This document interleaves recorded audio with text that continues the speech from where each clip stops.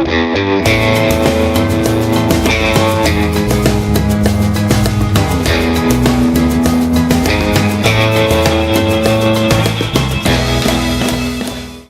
is this thing on? Hello? Hit it again. I think it's on now. Welcome to Hiker Trash Radio, where each week, Doc will drag some colorful characters out of the woods to talk trail and Type 2 fun. If you're aspiring hiker trash, or if you're just looking to understand the hiker trash in your life, look no further. So lace up those boots, gnaw on some jerky, and settle into your 20-mile pace as we fire up the podcast from somewhere deep in the backcountry. It's time to embrace the suck.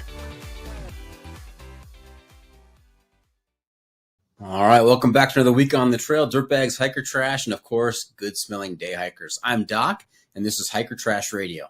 Hey, if you like what we're doing here, take just a minute to help us out. Leave us a review on Apple Podcasts. And if you don't like what we're doing, well, just go ahead and keep that to yourself. All right, we've got another legend of the trails on the podcast this week, and I am very excited to reconnect with him. As a little side note, he is the owner of maybe my very favorite thru hiking origin story. Welcome back to the podcast, Quadruple Crowner, Wesley Tills. How's it going, Wes? I'm doing quite good. Good to hear from you, Doc. You too. And we're going to get to that story about how you found yourself in, moving from regular life to thru hiking life a little bit later. But before we do, I know you've spent a lot of time out there on the trail. Have you picked up a trail name along the way? Yeah, my trail name is Megaman. Okay, and what is the story behind Megaman? Yeah, so that was on the Appalachian Trail. I was going southbound, and so it's kind of one of those little hidden meanings. So you'll see frequently at the shelters in the logbooks, people will write game or mega, G-A-M-E or M-E-G-A, and it's a sign for if you're going northbound or southbound. Georgia to Maine is game, for G-A for Georgia, M-E for Maine. I was going southbound, so I was mega. At the time, I had a stress fracture, and I was still outpacing most of the other hikers. And so I was hobbling on the side of my foot. And me and a guy were talking about old video games, and we were already like the day before kind of talking about the puns of mega, what you could do with that. And then he kind of just put it together. He's like, yeah, your trail name's Megaman. And it, stuck ever since. Nice. Now, was there a video game called Megaman? There was, and I was quite a big fan of the Mega Man series, the NES, SNES. I played quite a few of them. All right, and what type of game was that? It was, I guess you could call it a platformer. I'm sure if you're a gamer, you might try to critique me a little bit, but you are a little guy who can shoot some bullets, and you're making it from the left to the right, essentially. You're just shooting robotic enemies. It's kind of almost like a dystopian world where you fight 8 bosses, and each time you beat a boss you get one of their power-ups. And sometimes I even implement that to my hiking, where I'm like, all right, we're equipping the trekking pole for this one, or the micro spikes or something, so it's kind of a fun trail name to play with. It is important to use the power-ups out there on the trail. Yeah. All right. Hey, we've gone through a little rebrand since the last time you were on. It used to be the John Freaking Muir Pod. We are now Hiker Trash Radio. What do you think? I really, really like the name. What's funny, too, is tomorrow I'm going to be on another podcast, and I'll go ahead and just drop its name. It's called I Just Want to Be Hiker Trash. And so in 2 days, the 2 podcasts that I'm going to be on for after my thru hike are Hiker Trash themed podcasts, which feels really good to me since a lot of times people call me the king of hiker trash. Nice. Now, what is your hiker trash moment? What is your defining hiker trash moment that qualifies you to be called hiker trash? Oh man, the defining moment. It's really hard to say because there's, it's often like a compilation of things. But one of the ones which we shared on the last episode was fighting off a grizzly bear with a trekking pole and a rock. That's one of those things where you're hiker trash enough to be like, oh, I'll be fine out in the woods. And then here comes a grizzly bear in Grizz country, and you didn't come prepared with a gun or bear spray. So you got to implement what you got. And even that can't keep me off the trail. I'll jump back into grizzly country any day. So that is a true sign of hiker trash, being able to improvise out there, figure out and overcome problems as they occur. Mm-hmm. A little bit of hiking pole, duct tape, whatever it may be, whatever the problem is, you got to take it upon yourself to figure it out and deal with it. Yep, absolutely. All right. Well, hey, we've also rebranded some of the segments in the podcast. So what you used to refer to as the pro tip insight of the week, that is now the hiking hack. Comes at the same time of the episode towards the very end, where I will turn to you and ask you to share some trail wisdom with our listeners to make their next outdoor experience even better. Same concept, just a new name. Perfect. Sounds good. Okay. Hey, another new segment we've got. Trailblazers Toolkit. Is the Trailblazers Toolkit, sponsored by the ultralight backpacking gear company 6 Moon Designs. Have you heard about them? I have, yeah. They've got a lot of good gear. So I love to talk about gear on the podcast, and I love to hear about the most important item in my guest adventure gear. So Megaman, if you were preparing for your next adventure, and I was the one providing you with all your gear, all the generic, just, no name brands or anything, just generic gear, what is the one specific piece of gear you would insist on being packed? Give me all the specifics on that piece of gear and tell me why you've got to have it out there. And this could be any type of item. It could be gear, it could be apparel, it could be a luxury item. So Wesley, what is that item in your toolkit? Yeah, so I especially learned this on my last thru hike. In the end, I can deal with generic gear. I've done it my whole hiking career. But the one thing that I've learned on the last adventure that I was on that I felt like I really needed was Leuco tape. And a hiker bear magnet exposed me to this. So Leuco tape is just super strong tape that is almost fabric-like. And because that just doesn't wear out very much. So, whatever generic gear you give me, if I'm bushwhacking deep in the woods and whatnot, and my backpack's falling apart, I can just Leuco tape it up. So it kind of is a fixer-upper for most things, and for a lazy person like me who's not dexterous by any means, I can just wrap some stuff up and I'm good to go. Nice. Now, I can't just let you gloss over the name of bear magnet. I've heard of chick magnet, but I've never heard bear magnet. There's got to be a story behind that name as well. Yeah. Great that you brought this up. I'll have to tell him to listen to this episode. But old bear magnet, he is quite the adventurer for sure. And he got his trail name while hiking the Appalachian Trail and is going through the Shenandoahs. And I know I'm going to get the number wrong. He knows the specifics. I just know the story. But it was roughly around 30 to 40 bears he saw in the Shenandoahs. In what is that, like a 2-day section on trail? And in comparison, I didn't see a single one in the Shenandoahs. So someone was like, oh my gosh, you just keep running into bears, like you're bear magnet. Holy smokes, that's a lot of bears. And of course, they're all black bears? Yeah, no grizzlies out on the Appalachian. That's good. All right, so Leuco tape. You can't go wrong with Leuco tape. You never know when you might need that to cool down a hot spot or help out with maybe something that's hurting a little bit. Mm-hmm. Yeah. It's kind of an all-purpose tool on trail, and the more I've used it, the more I've found uses for it. Okay. Well, hey, Megaman, we're going to keep talking about gear, and one of the things that we have not changed on the podcast is... It's the hiking pole. The hiking pole, and that's pole spelled with 2 L's, like a survey, not like the thing you carry in your hands out there. This is a 7-question survey that's going to help me give you a score on the sanity scale from 1 to 100, with 1 being completely insane, 100 being completely sane, and there's an automatic 40-point deduction for any quadruple crowners out there. So your top possible score tonight is 60. Okay, sounds good. And just to clarify, 1 is the most insane, and 100 is the most sane. Perfect. I was figuring that's as correct. Much. Yep, yeah. That's correct. Now, you've been on before, and we've asked you some questions, so I'm going to change things up. You thought you were prepared for tonight, but I've got another set of questions for you. Are you ready for this? Yeah, lay it on me. Okay. Now, just a reminder, this is not rapid fire. I don't want your answer and that's it. I like a little bit of explanation on your answer, so that helps you adjust the scoring as we go. Perfect. Okay. Question number 1. When you're out there walking the trail with bear magnet or somebody else, you're not by yourself, you're out there with somebody else, what are your top 3 topics of conversation on the trail?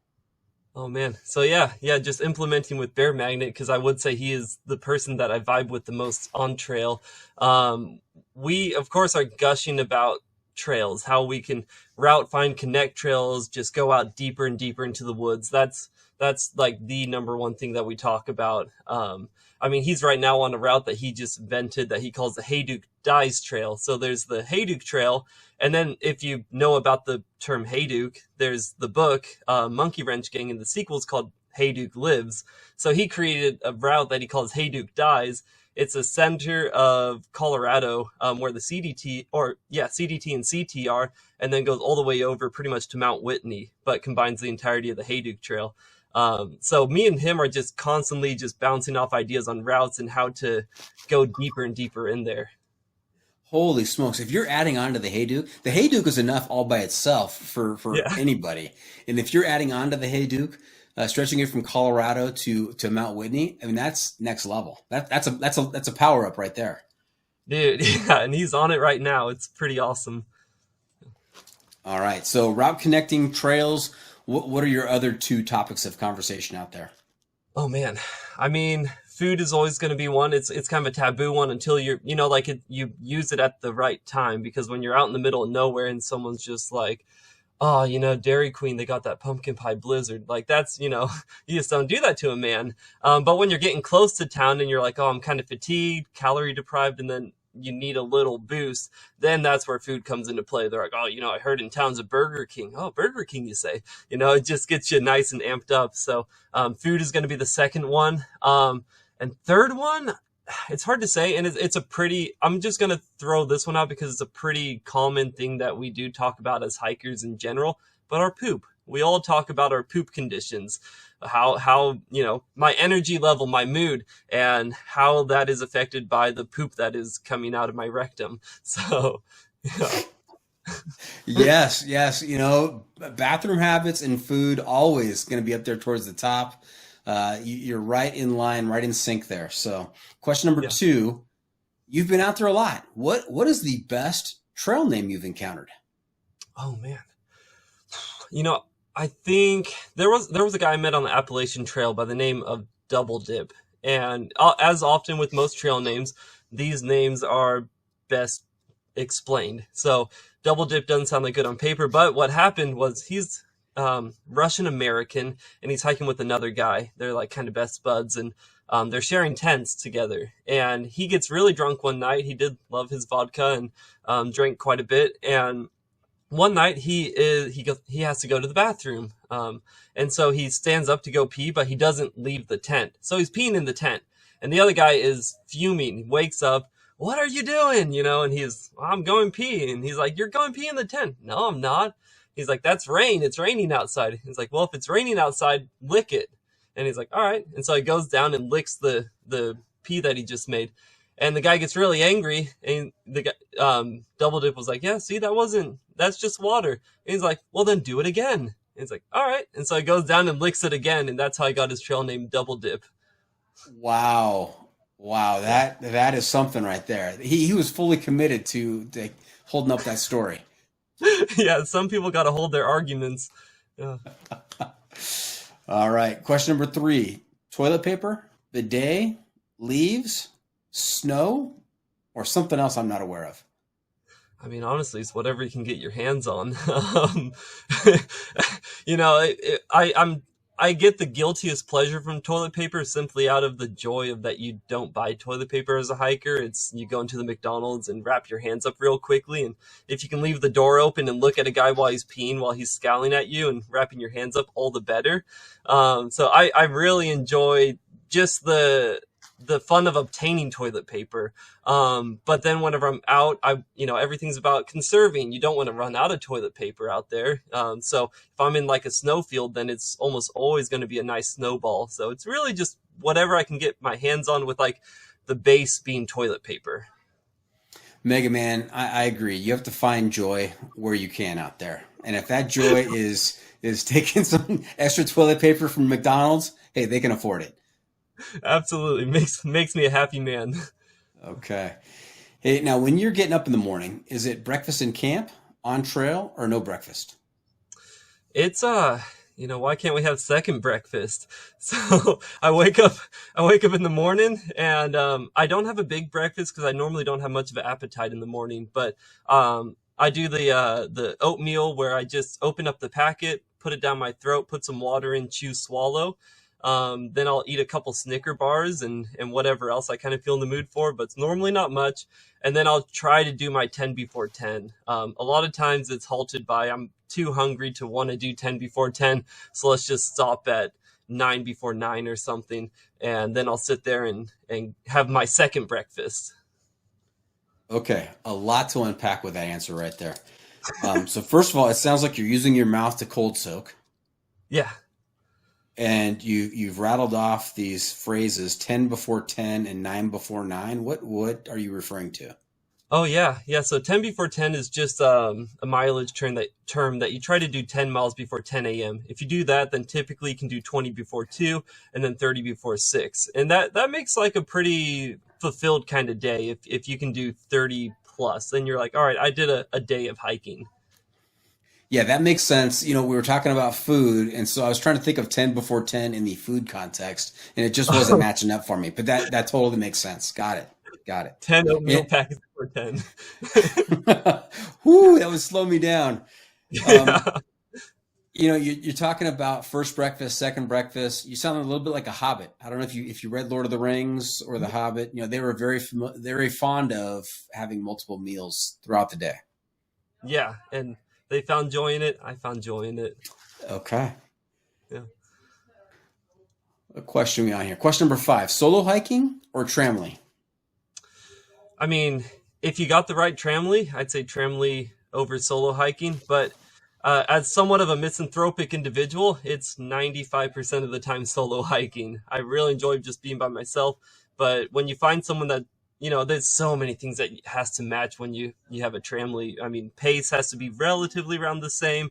Vibes have to be relatively around the same. Risk assessment has to be relatively around the same. So whenever it comes down to bigger, crazier adventures, it's really hard to get like a proper tramley on board.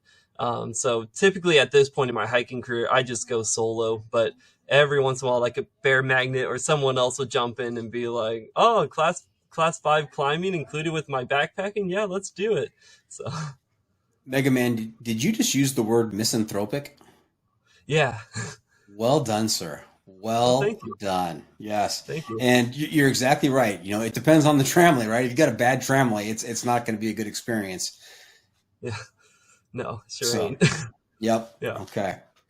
Question number 6. Rank the following in your order of preference. Ready? All right. Okay.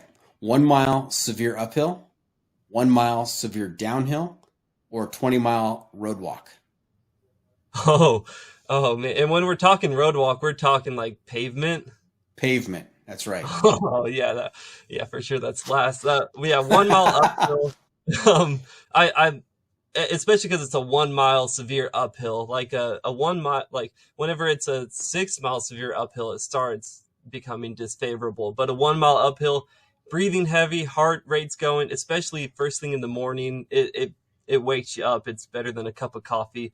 Then I'd take the 1 mile downhill. I don't particularly like those ones, especially because you're always putting on the brakes and then constantly your feet are falling underneath you because of all the chossiness of the rocks. But, I would much rather take that over a 20-mile road walk. Good Lord. Yes, I think that is the correct order. You've just listed that in the correct order. I think a severe downhill. I was trapped on a severe downhill on the John Muir Trail. It was switchbacks going down, and it was just relentless. It seemed like it went forever, and it was just terrible. And I think that maybe some of our novice hikers out there would think, well, hey, it's downhill. You're working with gravity, but it was horrific. Yeah. Yeah, you're not working with gravity, you're fighting gravity. That's correct. All right. Question number 7. Last question in the hiking poll. What's on your head out there? Ball cap, floppy hat, straw hat, sun hoodie, or no hat, just a bandana? Okay, yeah, I mean, while I'm out there, it's lately been truckers' hats, and that's a very typical hiker one, but I've switched recently to straw hats because it covers everything. I mean, that's a big reason why I have long hair, is to keep my neck covered, kind of substitute for the lack of coverage that a trucker hat would give. But yeah, at this point, I'm I'm gonna start trying straw hats from here on out, but it's a new thing for me. And then at the same time, whenever you're bushwhacking as much as I like to bushwhack, any hat sucks. So you just take off your hats whenever you're going into that kind of terrain. Okay. Now it's always multi-purpose out there. As a thru hiker, you're carrying stuff and using stuff that is multi-purpose. And so right there, you're staying in line with that philosophy. You've got hair that keeps your head warm, but it also protects the back of your neck from the sun. Love it. Mm-hmm. Yeah. All right. Hey, Megaman, I've got to do some math here. Let me take off my shoes. We're going to use all 20 digits as I calculate your final score. So I have to carry the 3. I'm going to divide by root 5. I'm going to multiply by pi. And we're going to make a slight adjustment for the amount of Mickey D's toilet paper you have in your pack. And I come up with a score of 43. 43. Oh, I'm halfway insane. That's all right. You are. Yes, you're closer to insane. That's for sure. Yeah. That's for sure. I'm totally fine with that. That's more of a compliment than what most people have given me. Okay. Well, I think you should get a trucker's hat and have 43 put on the brim there. And it's so close to the perfect number 42, the answer to life, the universe, and everything. So, Douglas Adams, very good. Amen. All right. Hey, Wes, before we go too far down the trail, let's back up a little bit. Let's tell everybody about your background growing up, what kinds of sports and hobbies you played as a kid, and we have to hear about your origin story. Just remind us of how you found yourself drawn to the trail. Yeah. So I grew up in Kansas City, Missouri area, this town called Blue Springs. People who know the KC area knows Blue Springs is a very judgmental kind of, the kids here are kind of, I don't know. I'm not a big fan of the Blue Springs kids, but we grew up on the west side of it. So I almost identified more with the Independence kids, and Independence was like the meth capital of the US. And that was kind of more so my vibe of people, like the ones who are used to weird people. But people in Blue Springs are pretty square. And so I grew up a lot around those kind of people and definitely didn't work well around them. I have 10 siblings. And right now I just became an uncle of 23. My sister just had her baby 2 days ago, I think it was. Well, congratulations for the 23rd time. That's impressive. Yeah, for sure. It started when I was 1.5 years old. So I've been an uncle pretty much my whole life at this point. So if I can make it happen, there will be no children on my part. My family has done all the work for me. So, but yeah, so I grew up, big family, things that a big family entails, every type of person. And yeah, growing up, I grew up Mormon, and that, will tie into that, what my origin story with thru hiking. Here in Missouri, if you know the history of Missouri, you'll know that Mormonism is not looked upon with favor in Missouri culture, or at least wasn't historically, and sometimes ancestrally. That's been passed down. It was legal, for instance, to kill a Mormon until 1973, if I'm correct, in the state of Missouri.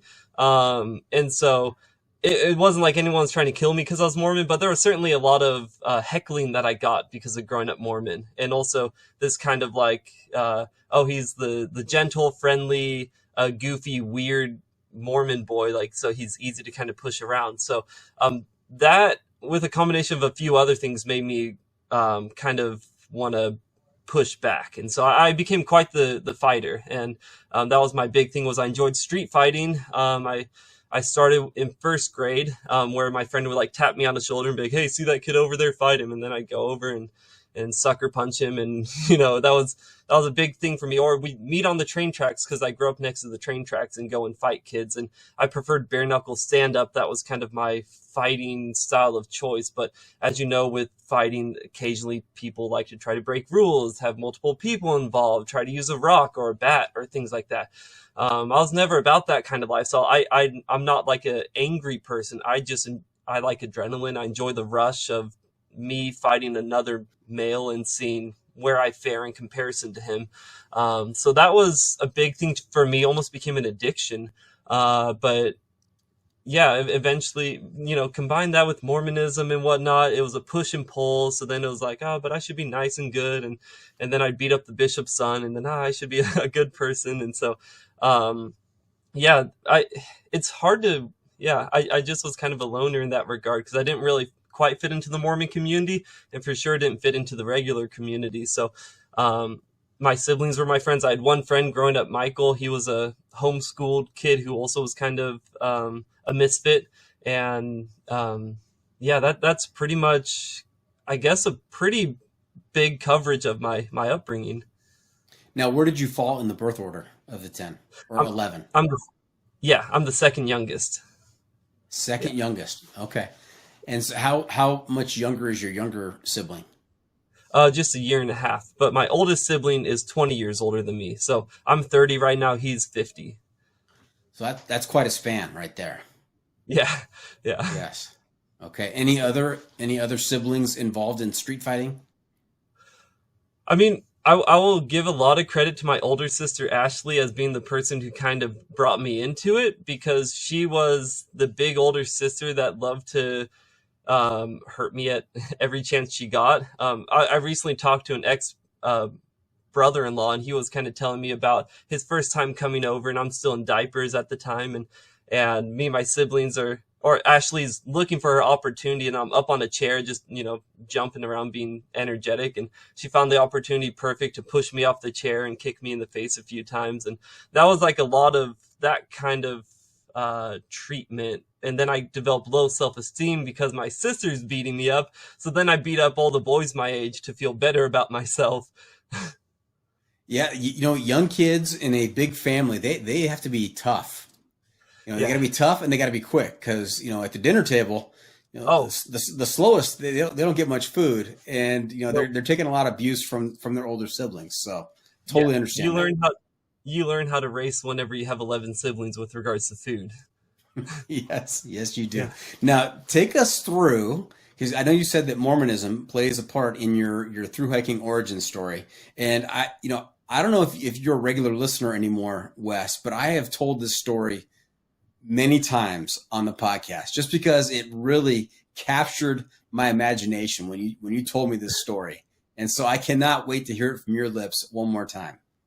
All right, so I decided to go on a mission whenever I was 20 years old. Before that, I pursued a career as a boxer.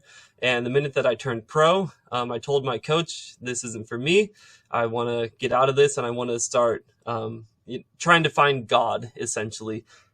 And I grew up in, a Mormon household where we believe in epistemology, the study of knowing. We believe that you can know these things. So that was a big thing for me, was I wanted to go and find out, obtain a knowledge of the truthfulness of it.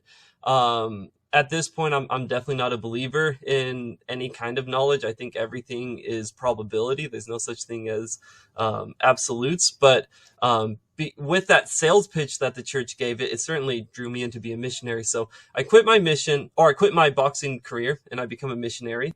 And they tell me that I'm going to be serving in Northern California. So it's pretty much just north of Sacramento and like Roseville area, all the way up to Weed, California, at the Oregon-California border. And I did it for 9 months. It's a 2-year contract. One thing that shocks people is that you don't get paid for it. You're paying for it. And so it's a $10,000 investment to be a Mormon missionary. Luckily, I had family helping out with that. I saved up half the money, and my family saved up the other half of the money. And yeah, went around proselyting, knocking on doors. The first town was Cottonwood, just south of Redding, California. And that was super fun. It's, as my missionary companion told me, the land of cowboys and hippies. And indeed it was. And so everyone was really social, really weird, unique, fun. Taking me out shooting guns, riding horses. Chopping wood was a big thing. So we didn't do as much proselyting as we did like hanging out with people and just vibing. And so that was actually really, really good time. Then they sent me to Roseville. And hang on, before you get to Roseville, Wes, I want to ask a question. Just curious, how many doors did you knock on an average day? Yeah, so it's going to depend from Cottonwood to Roseville. In Cottonwood, it might have been 2, because someone's going to open the door and talk to you for 4 hours about their latest conspiracy theories that they've found out. In Roseville, you're knocking maybe on 100 doors a day because no one's Okay. answering doors. So Okay, that's what I was going to ask. How many of those doors opened, and then how many of them closed in your face, and how many did you get to talk to? yeah, in Cottonwood, pretty much any door that I knocked on, they would open and talk to me for a couple hours. In Roseville, they wouldn't open, and if they did open, they had nothing kind to say, and the door would be slammed in your face. You can feel the wind brush against your nose as the door is slammed. So it's a huge morale deterrent. You know, you just start getting sadder and sadder because you're just going out trying to do the thing that you're told to do, and people are really harsh about it. And I understand their perspective too, but you know, at the same time, I was like, man, I'm a human being, and you are just like, rather than being, oh no, thanks, I'm not interested, but have a good day. Instead, it's, you know, a few cuss words and whatnot, and a slamming the door in the face. So, yeah, the Roseville wasn't fun at all. Got it. Okay, so continue. You're now in Roseville. You're knocking on a lot of doors. What happens?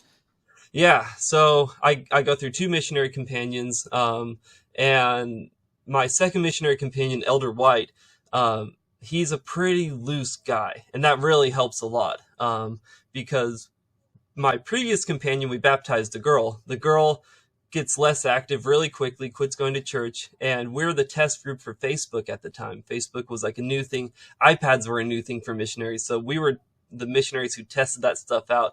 And it was pretty disastrous at first. As you can imagine, you give 18 to 21-year-old men, you tell them that they can't do any kind of vice at all, and then you give them iPads with free access. And a lot of guys got in trouble on our mission.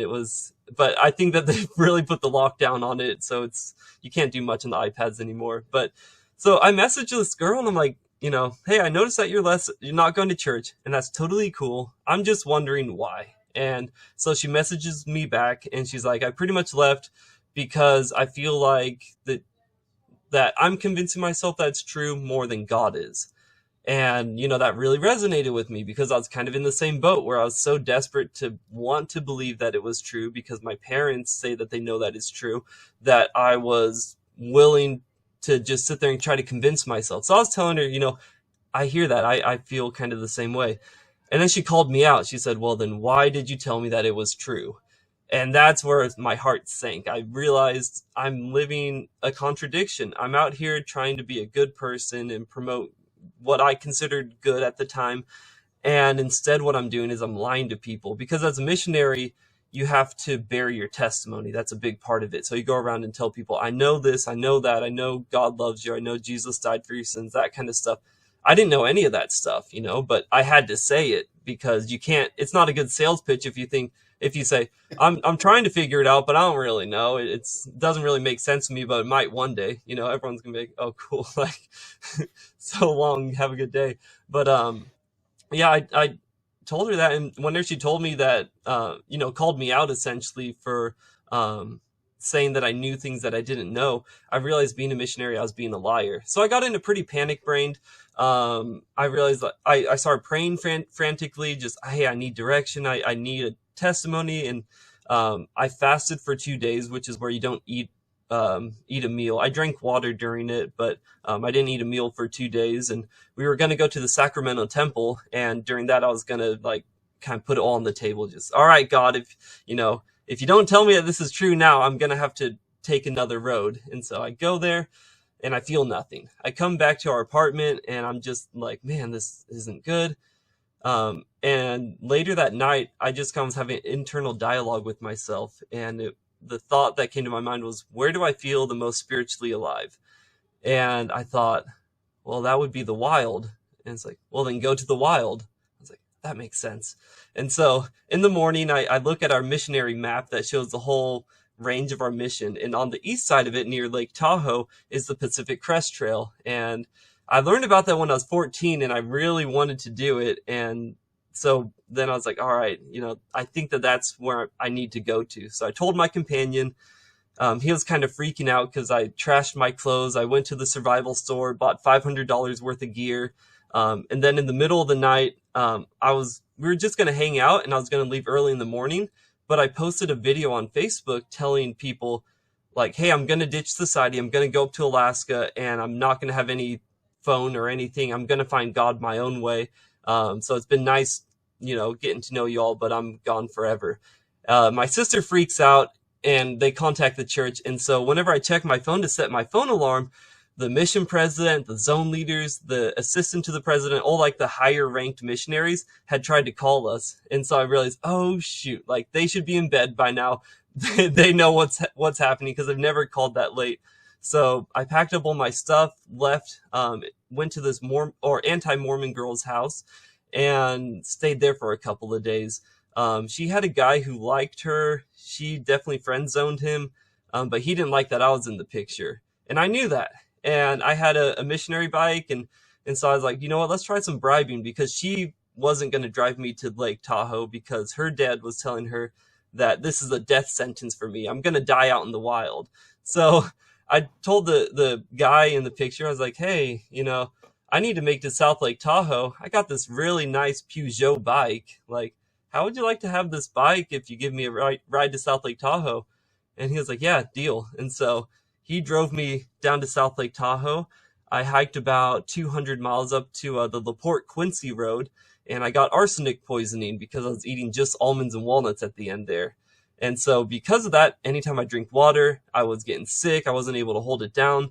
So I had an 11-mile road walk to get to the town of LaPorte on a hot summer's day, and laid down to die like 3 times because I was like, I can't go any further. And I'd lay down, and at the time there was a big caterpillar migration. And so I'd lay on the ground and then look around, and there's these tons of disgusting little green caterpillars etching their way towards me. I'm like, well, that's no way for me to die. So I'd get up, walk 2 more miles. All right, I can die here. Lay down on the pavement to die. Oh man, there's more of them. Get up. And that happened about 3 more times. And I made it to the town of LaPorte just out of disgust of them, being a lot more of a wuss than I like to admit. But I make it to the town. I call up my family. They don't pick up, so I leave a voicemail. I go to set up my tent and go off to camp that night. And then in the morning, I come back into town, and the people in town are like, oh boy, you really stirred the shit pot. I was like, well, what happened? And like, in the middle of the night, 2 guys who kind of looked like you showed up and said that you were in a motorcycle accident. But we know what you're out here to do. You're out here to find God and everything. So we called them out on their BS and told them to get out. So this little town of like 26 people teamed up on these 2 missionaries and kicked them out of town. And I became known as the Jesse Jameses of LaPorte. And that's what they called me in LaPorte. So, I hung out there for a couple of days, and eventually my parents did come out and pick me up. And that was my intro to thru hiking. That is an amazing story. And I just want to clarify for our listeners that you left in the middle of the night because you got those calls, those missed calls, and you thought that they might be coming for you. They weren't going to wait until morning. And so you wanted to beat them to the punch. You packed all your stuff up, you got on your bike, and you got out of town. Yeah. Yes. And then they carry on. Go ahead. No, carry on. Go ahead. Yeah. Okay. Yeah. I mean, they did show up. They did end up showing up, but I was already gone at that point. But there was, from what I heard, about 10 missionaries that were looking for me all night. And they went down these trails that we commonly would ride our bikes down. And they thought that I was hiding under this bush. And so Elder White, my last missionary companion, was like talking to this bush for like 20 minutes. Like, hey, it's okay, Elder Tills. We're not going to hurt you. Like, we just want to talk and everything. Like, can you please just get out of the bush? Finally, out pops a skunk and just like runs for the hills. And so, I didn't know that story until much later, but I thought that was the funniest thing. And I think you told me in the other episode that you came on the podcast that you still get calls to this day from folks, other missionaries calling you, asking you about the escape, and that the legend of Elder Tills grows by the day. I think there's now a story about you possibly stealing a police car to evade authorities. Yeah, the story got ridiculous. I mean, I moved to Denmark when I came back to Missouri. And the story has somehow turned into I moved to Norway and joined the Norwegian militia and became anti-American. So the story's gone through, Grand Theft Auto, stealing the police car, taking off to the mountains, moving to a country to become anti-American. I'm used as this moral to missionaries of like, monitor yourself, make sure you don't go too far, because you take one little step, you give the devil a pinky and he'll take your whole hand. That kind of story is what I've become. Now, I had also, posed to you that God did send you a couple of signs. He showed you that map where you saw the PCT, and then, there are a couple times where you thought you had to lay down and die, and he sent the caterpillars for you.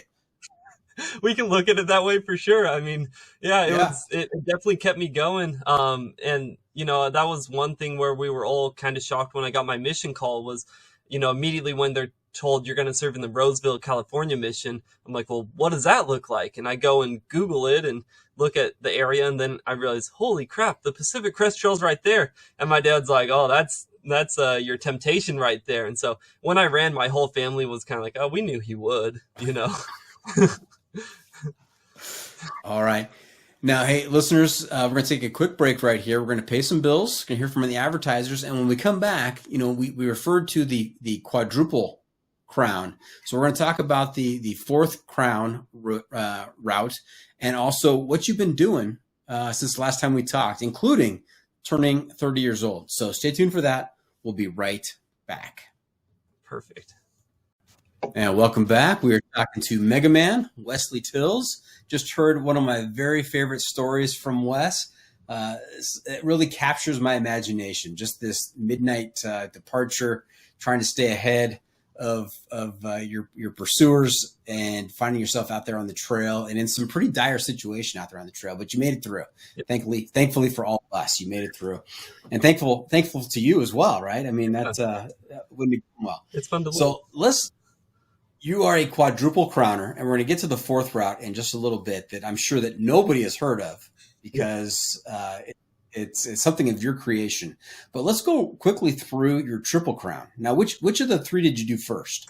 I did the Appalachian Trail first, southbound, in 2016.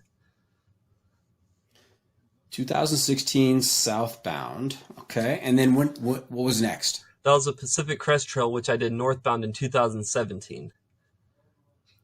Okay. And then which direction did you decide to do the CDT in? Or also northbound, which I did the following year in 2018. Okay.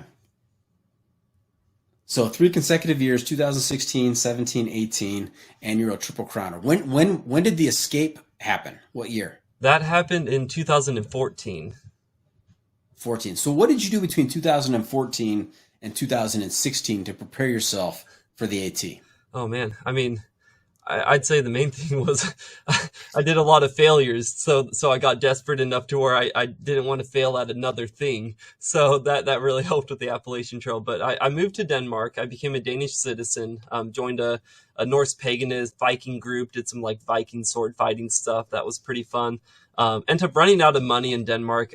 I was at a pretty dark point for that. For one, it might have been a form of post-trail depression, but also a form of you're over in this new country, don't speak the language. It's kind of a big old city. You don't feel like you quite fit in. So I just drank a lot with this Australian guy and got into a lot of troubles until we ran out of money. And then I came back to the U.S. From that time, I was just a janitor and licking my wounds and saving up money. And then now, Wes, how did you end up in Denmark? Why Denmark? Oh yeah. So my mom is from Denmark, so she moved over to the States in like 89. So, it was easy to become a citizen because of that. It took like 5 minutes. So, yeah. Now you probably only knew the Danish curse words. Yeah, for sure. Danish curse words, and then just the very like little kid ones. Yaskatiza, like I gotta go pee, just things like that. But the important ones, the important stuff. Oh yeah, never know when you're gonna need them. Yeah. Now, how long were you in Denmark? Only 2 months. I ran out of money in 2 months. I had $2,000 granted, but yeah, still that's a lot of money spending in 2 months. Yeah, and how much of the language did you pick up in 2 months? Was it still pretty sparse? Yeah, I went to this school called Dansk, and it's to teach you Danish, but I went for a very short time, about a month, before I decided I'm not going to stick here long term, so there's no reason for me to really pursue learning Danish. So I picked up very basic things. I can, say, hi, my name's Wes, and I come from the U.S., and things like that. And maybe I can do a little bit of that Danish dialect, like ulebrød, where you're like, the back of the throat kind of jump. I can kind of do that, but if I tell a Dane it, then they go, "Va?" which means what? So obviously not well enough. It sounds good to non-Danish speakers, but you can't fool the Danish speakers. No way, no. All right, so you come back and you become a janitor. And at what point do you realize that, hey, this whole janitorial thing is not going to work out for me? Yeah, it was, I took a little trip out to Northern California with Elder White. He just got off of his mission, and because he got in a lot of trouble for letting me escape, not telling on me, it actually went to the highest ranked Mormons, which is the prophet and the Quorum of the 12, and they said to send him home. Luckily, our mission president fought for him, but he had to go through what was called missionary correction program for the rest of his mission. So he got punished pretty hard because I escaped my mission. And so I wanted to give him something back. So I used, with Megaman and everything, I used to be quite the gamer. And so he's quite the gamer. So whenever I went out to visit him, I wanted to put gaming behind me. So I gave him all, I think it was like 320 video games that I had and like 12 consoles. I just gave him all of it. And I was like, here you go, man. Like, sell it, give it to friends. I don't care. It's yours. Enjoy. And then I took him on a road trip to where we went and visited people from our mission, just some of the scenery and whatnot. During that time, one of the guys that I was around as a missionary, he offered that I could live in this RV on his property. So I drop Elder White off, come back to Missouri, and then go back out to California and start living at his place. And during that, he's kind of an older gentleman, but his niece was my age. She was 21, 22, and we kind of hit it off. So we were hanging out for a bit. But during that time, I got talking to her dad one day. We went out to an all-you-can-eat buffet for breakfast and just sitting there chit-chatting. And he was telling me, he's like, Wes, I really like you, and I would love for you to be my son-in-law or just like date my daughter and all this stuff. But he's like, but you just talk about wilderness and trails all the time. Like, you need to go off and do this stuff or you're going to regret it the rest of your life. Like, don't date, go and adventure. And that like hit me really hard. I was like, you're right. Like, I'm going to be making a big mistake if I decide to pursue relationships. So I left, went back to Missouri, continued being a janitor, and saved up. And I was going to try northbound on the AT and then realized, I don't have the money. And then instead decided to go southbound on the AT. Okay. So you in rapid succession, you do the AT, the PCT, the CDT, and you find yourself a couple years ago, staring down the barrels of age 30 coming up in a little bit. And what do you plan in honor of your 30th birthday? Tell us about this fourth crown route. Yeah. So what I wanted to do, the base name of it is a heroic dose of wilderness immersion. If you know anything about psychedelics and eating a ton of it, they call that the heroic dose. And I kind of saw this as my version of doing that with hiking. So it's from Mexico to Canada, combined the Arizona Trail, the Hayduke Trail, a ton of route finding through Nevada, and then the Idaho Centennial Trail with a little bit of bushwhacking at the very end to make it to the Canadian border. So how many miles in total did you travel? At the end, it was 2,860 miles, roughly. Wow. And I said earlier, if you're doing the Hayduke and you add something onto it, I mean, that is next level. Not only did you add something to it, I mean, you did another Mexico to Canada route. And so 2,800 miles, when did you leave? What was your departure date? On my birthday. So I turned 30 March 1st. And so this was all a big old birthday present to myself, hitting 30 wilderness areas. So I started on my birthday, March 1st, at the Mexican border. Okay. Now the other three trails, I mean, pretty well marked. Yeah. You know pretty much that you're on trail and you know where you're going. Lots of signage, a clearly defined path for the most part. When you set out on March 1st, I mean, what were you expecting? Oh man, I had and it was probably just paranoia, but I had a crazy thought that the big theme of this route was going to be death, and that there was a very high chance this was my route to Valhalla. I almost came into it, especially because it surpassed my 2017 Pacific Crest Trail year as far as snow went. This was more snow, which, at that, when you get that high of snow, it's not like it really, like snow is snow. There's just a lot of snow. But that was, not only am I doing this route from Mexico to Canada with no trails, no information, nobody can tell me, oh, there's water up ahead. You don't know what you're getting yourself into. Don't know how anything's going to be.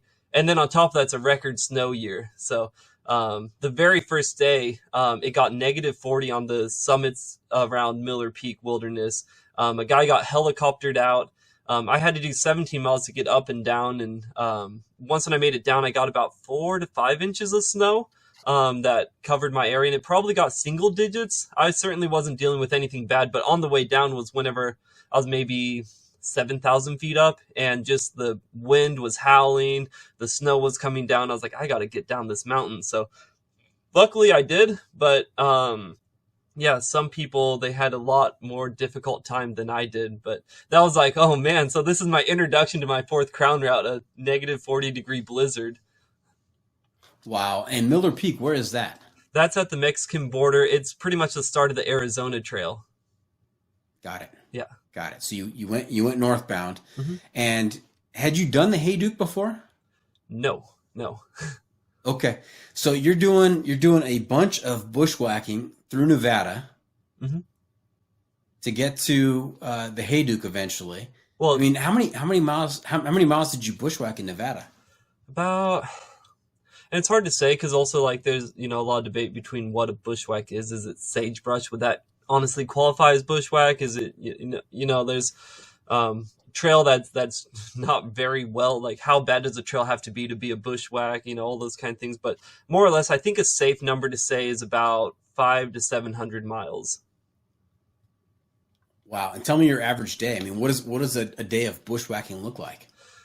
It's everything. I mean, it can be you're cruising along and you have a really big mileage day, or you're just sitting in this thick brush you can't see 10 feet in front of you and just breaking twigs and trying to get through and getting stabbed and poked by every branch and things holding your backpack and turning you around and just, yeah, you almost feel like you're holding your breath for hours at a time. And what was the attraction there? The heroic dose of wilderness immersion. I just wanted to go so deep into the wild that I wanted to have an ego death. And did you have ego death? It's hard to say, but I think so, because especially because you get continually beat down, and that really helps with the ego death, to where you have no energy to process your ego and those kind of thoughts. And so by the time I made to the Idaho Centennial Trail, I was already out of reserves. I was just kind of going through the motions of through hiking. And so the Frank Church Selway Bitterroot area section of the Idaho Centennial Trail, which is definitely the hardest part of the Idaho Centennial Trail, in particular the Selway Bitterroot Wilderness, that's where I would say I had my ego death, where there was phases where I just forgot that I was human. I forgot what it meant to be human. I forgot the morals of being human. I was just this thing that walked, listening to birds, and there's no trail in the Selway hardly, so you're just kind of climbing over logs and progressing northward. And so there were long periods where I just kind of, whenever I finally saw someone, is just, they're as shocked as I am. I'm, whoa, a human, and they're, whoa, it's Bigfoot.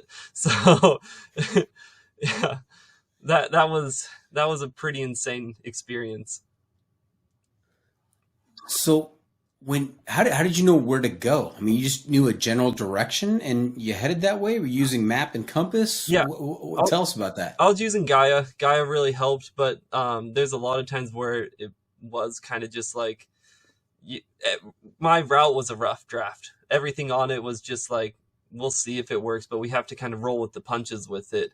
And especially even the Idaho Centennial Trail follows that philosophy. You're going into sections and there's no trail. And so you're just kind of figuring out, how can I work my way around this stuff, and getting lost on ridges, or you're supposed to ridge walk, but there is no trail and it's too steep to ridge walk. So you got to climb all the way to the summit and then hope that you can follow the spine all the way down. So the Gaia was like my rough compass. It just kind of gave me a general idea to where I don't go too far. and then I had to improv everything else. Wow. I was going to ask you if you had any type 2 fun out there, but it sounds like the whole deal was type 2 fun.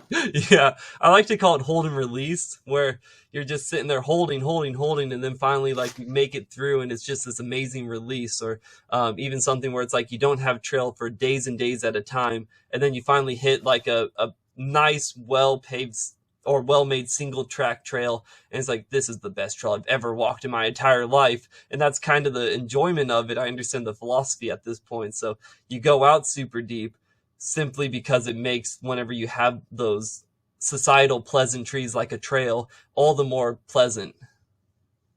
Yeah, I mean, in context, by comparison, everything else is just, a cakewalk. Absolutely. Yeah, that's what shocked me was people are like, oh, the Idaho Centennial Trail is, so tough and blah, blah, blah. I'll say the Frank Church and Stellway was. Everything else was pretty easy. I mean, you deal with PUDs. There was like a 40-mile carry where I had just 3 liters of water. That really, it like sucks, but it's like this whole route, I was used to stuff like that. So it wasn't a big deal. It was just more of the same. So the Idaho Centennial Trail almost was, in a way, one of the easier sections for me.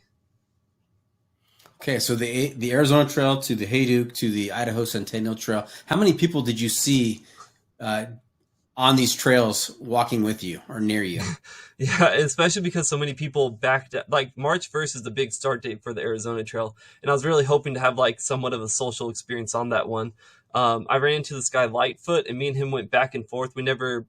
We hiked together maybe about 3 hours total, had little conversations, and then we just kind of hit camp. And so I was around him for like 4 or 5 days. But yeah, then there was Yak, and I hiked with him for a bit. He's going for the FKT on the PCT right now, just a really fast hiker, but he was in like a recovery phase because he really did some damage to his ankle, if I'm correct.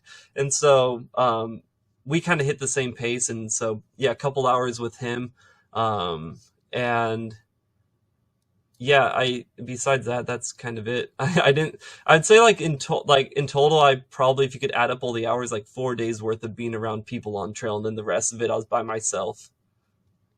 Okay, and so how long did it take you from March 1st until when did you finish? I finished August 13th, so it was 166 days. So 162 days without people and 4 days with people, basically. Yeah. And what did you learn about yourself being out there on this very isolated path? Yeah, I mean, one of the big things with it was I have to have a good relationship with myself. I'm not going to make it if I add emotional weight to myself. If I beat myself up on stuff, then it's not going to take very long before I'm like, what's the point? Why am I out here? So a lot of my adventure out there was just keeping the morale up. So there was almost a disassociativeness with myself, where there is the awareness and then there's my body. And so my awareness is like my essence. And so I'm constantly almost like looking down on my body and being like, what does my body need? Oh, my body, it needs a foot massage. Oh, it's feeling pretty down today. It needs some words of affirmation, just things like that. And so I got really good at self-love on this route because I had to. At the end of the day, I would verbalize out loud just all the things I was proud of. Oh, you're really brave and really tough individual. That was a hard mileage at the end of the day today, but you pushed through it. Or that lightning storm was really gnarly, but even though you were scared, you kept going through it, and it paid off. So, just constantly like telling myself I'm proud of myself. So my relationship with myself and learning about myself and what my needs are, it was essential to my success of this route. Yeah, I was going to ask if it was mentally tougher or physically tougher. What do you think? Almost, and they always say with hiking that it's more mental than physical. But mentally, I didn't struggle that much. Just being out in the wild was like rejuvenation enough. There were times I got frustrated, but you just kind of acknowledge I'm frustrated and what can we do to help alleviate that? It was almost, but at the same time, physically, like I don't get blisters anymore really. But it was a lot of grind and my body was completely deteriorated at the end, where I just like couldn't produce very audible thoughts in my head. It's almost a catch-22. It was both physical and mental. But yeah, I never felt lonely. That was like a big thing. So there was, yeah, mentally I didn't struggle too much. It was almost more physically I struggled. My back, my shoulders are out of place. So that's one thing with through hiking I have to deal with, is a sharp pain in my left shoulder all the time. That really, you just kind of sitting there grinding your teeth to deal with the pain. But yeah.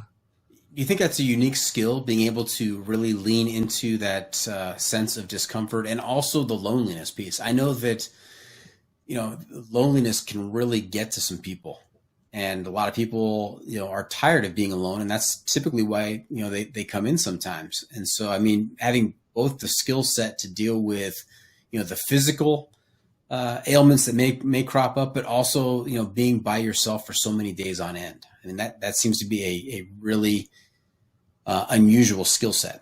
Yeah. I mean, you have to learn to like to be with yourself, and like the world around you. And at the same time, you have to learn to put those complaining thoughts behind in the back of your head, or at least just acknowledge them. Be like, your brain's like, oh, I'm tired of these horse flies biting me. You're like, yeah, you're right. It sucks. But one day the horse flies are going to be gone. So just let them bite you for now, because it's not forever that you're going to be bit. Okay. Hey, Wes, has anybody else done this trail? I mean, did you find this, somewhere online, or is this something you put together and you are the only person, to your knowledge, to attempt this feat? Yeah, I'm the only person, as far as I know, that's done this route. I'm the one that compiled it together, came up with the name. And it was kind of funny, though. And it could be a serendipity thing. It's hard to say. But I ran into a girl who was southbounding on the Idaho Centennial Trail. Sorry. And she was trying to make it down to the Mexican border. And I got talking to her, and we didn't get into specifics with it, like, because I didn't want to try to ego boost myself. But she said that she found my account on Instagram and was kind of either inspired or just realizing, oh, someone else is doing this. I don't know which one it is. If she made up her own route and it nearly matches my route, or if she found my route and then said, oh, that's something I want to do, and then kind of she made little nicks to it because she had some dogs with her, so she avoided national parks and whatnot. I hope that she's still on trail. I hope that she's able to make it down to Mexico. But yeah, it's one of those things often in the thru hiking community where someone comes up with a route and someone almost at the same time comes up with that same route. It's like it's just kind of out in the universe to grab. And that's essentially, I think, what happened. And there was also some eagerness with this where it's like, well, I want this to be original, so I need to go ahead and do this, because in the next couple of years, someone's going to make a route just like this. And you said you titled the route. Is the title of the route the Fourth Crown? Yeah. I really struggled. I wanted something different because, I just think it's kind of a generic name. I thought about the New Mormon Trail, but then I didn't want the association with Mormonism. But I thought it'd be funny with regards to the Arizona, Utah, Nevada, and Idaho are very densely Mormon populated places. And in particular with this route, like in Nevada, you're going in the Nevada section that's like probably the most Mormon of all the Nevada sections, like the eastern part that's bordering Utah. So I kind of wanted to call it that, but then I thought, I don't want a religious connotation with it. I didn't want to call it like the Intermontane Rocky Mountain Trail, because that is a mouthful. So in the end, I just decided the Fourth Crown route. The Fourth Crown route. It has a nice ring to it, Wes. Oh, thank you. Yeah. Now, everybody knows, or hopefully everybody knows, that when people talk about the Hayduke, I mean, that is one of the toughest routes out there. I'm thinking, just because of the time we spent talking about, bushwhacking in Nevada and the Idaho Centennial Trail, I mean, was the Hayduke the toughest portion, or were the other parts tougher? It was actually the toughest part. Yeah, that was the crux of this whole route, was the Hayduke Trail. So, and in general, the Colorado Plateau, because, south of it and northwest of it, the craziness continued on. But so pretty much to give an idea of the route on that part, once when I got to Grand Canyon National Park on the Arizona Trail, that's when I got off the Arizona Trail. Originally, I was planning on doing the rim to rim and then jumping on the Hayduke Trail there. But I was told Teppets Creek, which is just to the west, was super gnarly and probably impassable. And so I talked to a river guide and tried to get some ideas on some routes. And he was like, no one's ever done this before, but take the Tonto Trail down to Elves Chasm and then hitch down on the river and make it 30 miles down to Kanab Creek. And then you'll be back on the Hayduke Trail and then carry on from there. So that ended up being my plan. I make it down to Elves Chasm. You know, you're 60 miles down. There's not many people.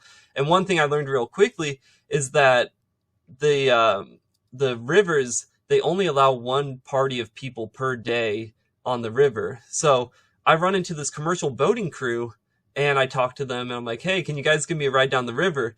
And they're like, oh, we'd love to, but it's against our policy. So they zoom off. They give me some food, which is cool. But now I'm stuck. So I'm just stuck on this, what I called my island.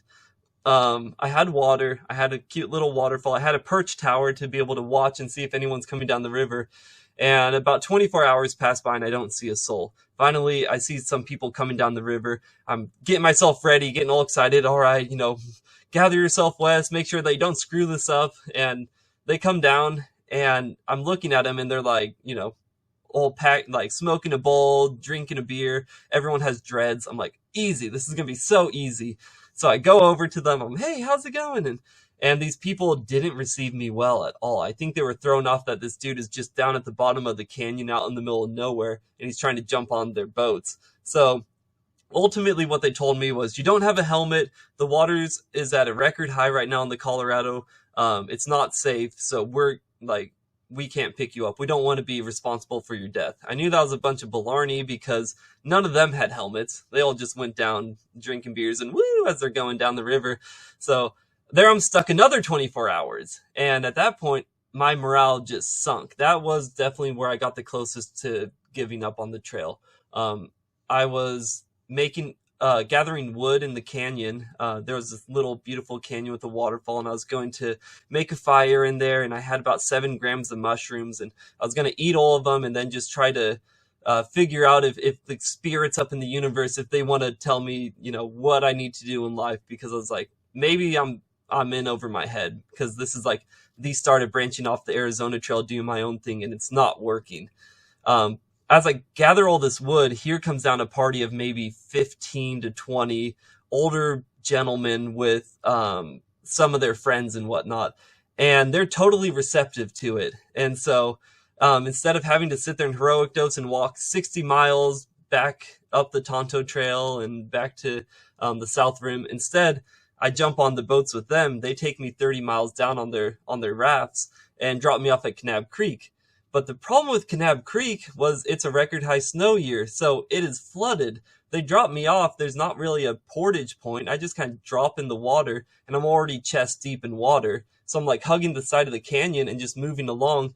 And that was the craziest part for me, was going through this canyon. I make a couple of miles that night, set up camp, and then in the morning I have to carry on. But because it's early April, it's still pretty cold down in the canyon, and I have to jump in this water. And the water is deeper than my head in sections. So I try multiple routes, try some climbing. It's too chossy. Everything's crumbly. I go down. I try one spot. And the first one I try ends up being the one that I got the closest to dying on this route. I jump in, and immediately the current's taking me down. And I had my pack unclipped, but my pack is also waterproof, and so it's sitting there lifting me up. I'm getting drugged and trying to like dog paddle my way to carry it, and I can't. And eventually my foot gets caught on a rock, and now I'm submerged underneath water and I'm stuck. And so, there was a calm thought in my head of, well, nice try, bud, you're done. And so I just kind of sat there for a bit, and with enough kicking and moving around, eventually the rocks moved, and I popped my head back up maybe 5-10 seconds later. And so then I'm out of the water, just like absolutely frazzled. And I'm like, man, I have to jump back in the water. Like I have no choice but to get back in. And so tried another route, didn't work. And then finally had this tiny little like pocket of air between a big old rock leaning against the side of the canyon, and then just a big old current coming through. And I got through that. And then like every 15 feet from there on out was like, how am I going to make it past this? I had to climb up stuff, use a rope with my backpack, pull it up, drop it down. it was just, people assumed I died. That's pretty much what happened. I told family it would take me 4 days to make it in out of the canyon, and it took me 9 days. And so whenever I finally popped out, my phone just blows up with messages like, hey man, let us know when, like, we're all worried about you. And so, I contact everyone. I felt like I just rose from the dead, and that was a really, really cool feeling. But that was like my intro to getting off and doing my own thing. And it just continued on like that. I mean, Peruna Weep Wilderness was gnarly. Zions National Park was all right. It was just a lot of post holing on the West Rim Trail. The Pine Valley Mountain Wilderness area on the western part of Utah was just a crazy lightning hailstorm, and I had to blue blaze that route. And the part that I blue blazed down on this canyon, it was all just collapsed trees everywhere. You're climbing and jumping over stuff, trying not to fall in the raging creek, while rocks are falling off on the side because there's nothing holding the rocks anymore because all the trees have fallen down. So Colorado Plateau was insane, but at the same time, the most fulfilling.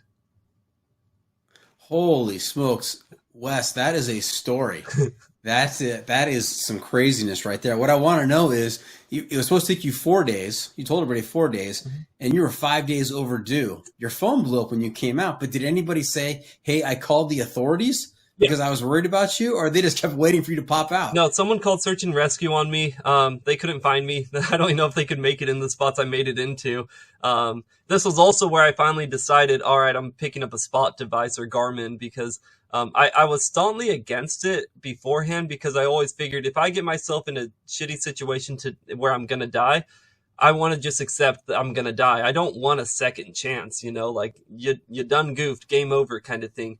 But I make it out, and hearing that they called search and rescue on me, I'm like, well, that's frustrating. So whenever I made it to Hurricane, Laverkin, St. George area, I have a lot of family down there, and one of them picked me up, and we went to the desert rat store, just like a gear shop there, and I picked up a Spot device. And so that really helped put at least my parents' mind at ease.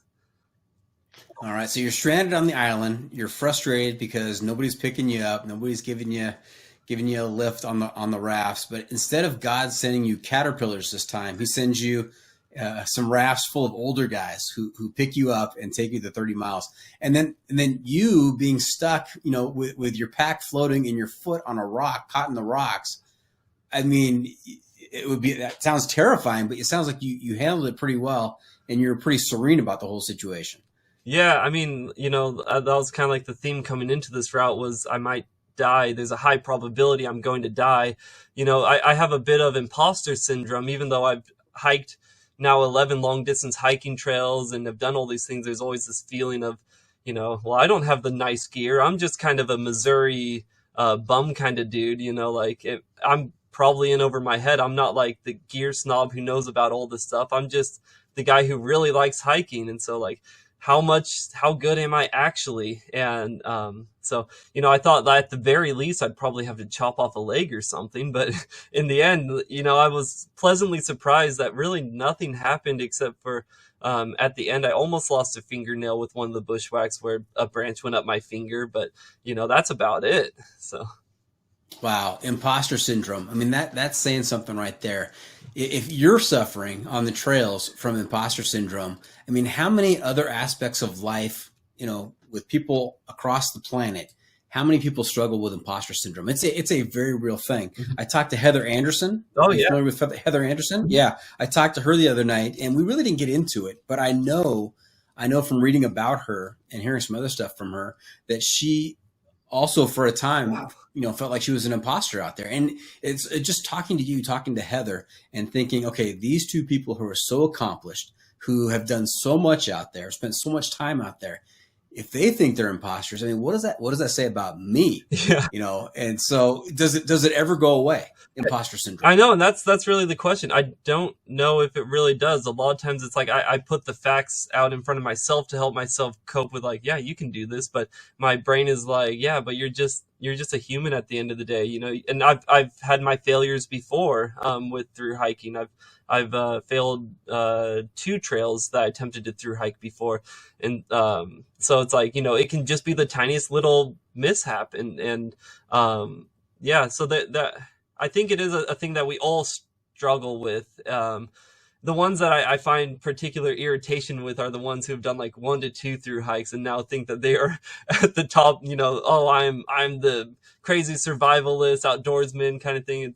I'd say once you do your 7th, 8th, 9th through hike, then you start to chill out with that and then maybe start developing imposter syndrome, because definitely like PCT, CDT, I was more arrogant than I am now.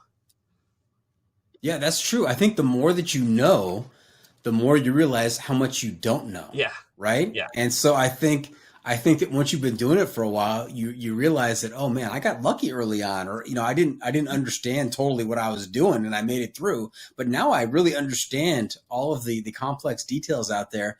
And am I capable of doing this? Yeah. And I think that could very well be a contributing factor. Absolutely. Absolutely. But it's, it felt amazing to be like, hey, I did do it. I did make it through. That was a huge confidence booster. I'd say like the main things, I can always use it as a point of reference for future adventures. And there comes a point to where you do so many adventures, how much of it really is luck? Because if it all was luck, at some point I would have been dead by now, so there must be some form of skill involved, because you just can't, the odds are against being that lucky. Absolutely. Now, Megaman, what is the next adventure on the horizon? I know you just finished this huge task, but have you given any thought to what's next? Yeah, and it's, from saying all this stuff, it's certainly not as crazy. I mean, the cool part is during this route, I ran into some archaeologists. I just walked up on their camp.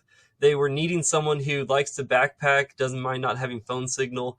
And here I pop up. They've been 8 days out in the woods without seeing a soul, and here I pop up. And so they sat me down with some beers and weed and kava, and they're just like, they wanted to talk, and like, you got the job, just, so once that I got off this trail, I messaged them, and so I'm going to be moving out to pretty much the Great Basin, living in my tiny Mitsubishi Mirage car, and I'm going to be sent to the Ishi Wilderness first. But yeah, I'm going to be an archaeologist, and to me, we were talking about this being like my magnus opum. Another term that I like to use for this route was, I called it my master's thesis. I considered the Appalachian Trail, or I consider my Triple Crown to be my associate's degree because of the straightforward nature. Like most hikers, that's what you do. If you're a long distance hiker, the goal is the Triple Crown. Okay, now that I've done that, what would be the bachelor's? To me, the bachelor's was doing a long trail in every major physiographic region in the lower 48. So I wanted to do long trails and just combine routes and all kinds of things to be able to say that I've seen every different ecosystem in the US. And then I was like, well, what's my master's thesis? Making a Mexico to Canada route, combining the physiographical knowledge that I have with the Triple Crown knowledge that I have. And so me and my ex-girlfriend used to argue about this all the time, where she was like, you need to go back to school. You need to go and apply yourself and everything. And I kept telling her, no, hiking's my degree. Hiking is more of a degree than school will ever be. And we'd go back and forth on this. And all of a sudden I got a job that you need a bachelor's degree. I, got it barely out of high school. I got sent to the alternative school for fighting and then put in homebound for fighting. Like, I couldn't get along with people. Like, yeah, I wasn't much of an academic ever. And all of a sudden now I got an academic job. So that to me is just one of those big testaments of hiking. That is wild. And Wes, I think I'm going to refer to you from now on as Dr. Tills. I think it's higher than a master's. You've got doctorate level experience, buddy. That's the funniest part. They were telling me like, yeah, you can be called doctor now. And I'm just thinking like, I'm the guy who, hated school, would never have attempted college. And now you can call me Dr. Tills. So Dr. Tills, what will you be doing as an archaeologist? We're looking for anything over 50 years old. The project that we're being sent to right now is going to be in the Ishi Wilderness up in Northern California. And if you know anything about Ishi, a lot of times he's referred to as the last Native American. His whole tribe was wiped out, and then him and 2 other guys went off into the wilderness, and they both died, I believe, from the cold, just like environmental reasons, but I'm not 100% sure on that. But he pops into the town of Oroville back in 1911, and people all bring him in and whatnot, trying to figure him out. So it ended up being this big scientific study for ancient Native American languages, how they made things work. It's honestly kind of cool, the treatment that he got in a lot of ways. At the same time, people are trying to make him like a circus show and things like that, make money off him. That's kind of sad, but at least like the scientists fought for him and tried to keep him away from that. Eventually he dies of tuberculosis, but yeah, we're going to be looking for any remnants of his stuff. So for me to get to do such a crazy job like that is really quite the privilege for me. Wow, what a wild path your life has taken. I mean, we've talked to a lot of stuff tonight, from your being knocked off the stool and kicked by your older sister to being addicted to street fighting to ending up as Dr. Tills out there working as an archaeologist. That is just a crazy path. It's been awesome, and I've been so happy for the life that I've had. All right. Hey, Megaman, you know where we are right now? I do not. Tell me. Hiking hacks. That's right. It is time for Hiking Hacks, where you get to share some trail wisdom with our listeners to make their next outdoor experience even better. So what do you have for us? All right. So from this route, the big thing, a lot of hikers know this, but you can really take it to heart and try to expand on it. But deprivation is the true spice to life. Variety is great and all, but to not have something is half the gift of having something. And so with this route, there's times where I didn't have food and I'm really hungry. I don't have water. I'm really thirsty. I'm hypothermic. I'm exhausted. I'm worried, all these things like that. And then whenever you get the inverse of that, you get water, you get food, you get trail, you get to live to another day. Then all of a sudden it is just the most euphoric and best feeling in the world and hooks you in and you're like, I want more of that. And so a lot of times with hiking, now I'm looking for deprivation. I'm looking for things to take away from the type 1 enjoyment, because when I get that type 1 enjoyment finally, after pushing through everything, is just all the more sweet. So my big thing is deprivation is the true spice of life, and encourage everyone to go out and blaze their own trail, create their own routes, try their own things, branch off, do things that other people are saying that are impossible, and take some risks and find out if it works or not. Deprivation is the spice of life. I have not heard that before, but it makes total sense to me. I mean, how deeply can you appreciate small pleasures in life if you've experienced true deprivation? Yeah. Fantastic. All right. So there you have it. We're just about done here. Hope our listeners enjoyed our time with Wesley. Want to thank you for joining us this week. Megaman, how can our listeners keep up with you on social media, and where can they find updates on your latest adventures? Yeah, the best one would be Instagram. My tag is Vagrant, VAGRANT, then _ Viking 93. I have a YouTube channel that's linked on the Instagram channel, so I'll just leave my Instagram channel, Vagrant Viking 93. But that's where I'm going to be doing most of my updates on all my adventures. Okay. Remember to check out Hiker Trash Radio on social media as well. We're on Facebook, YouTube, Instagram, and TikTok. And if you have comments or clips you want to share, you can send it to me at hikertrashradio@gmail.com. Now, unfortunately, Off the beaten path.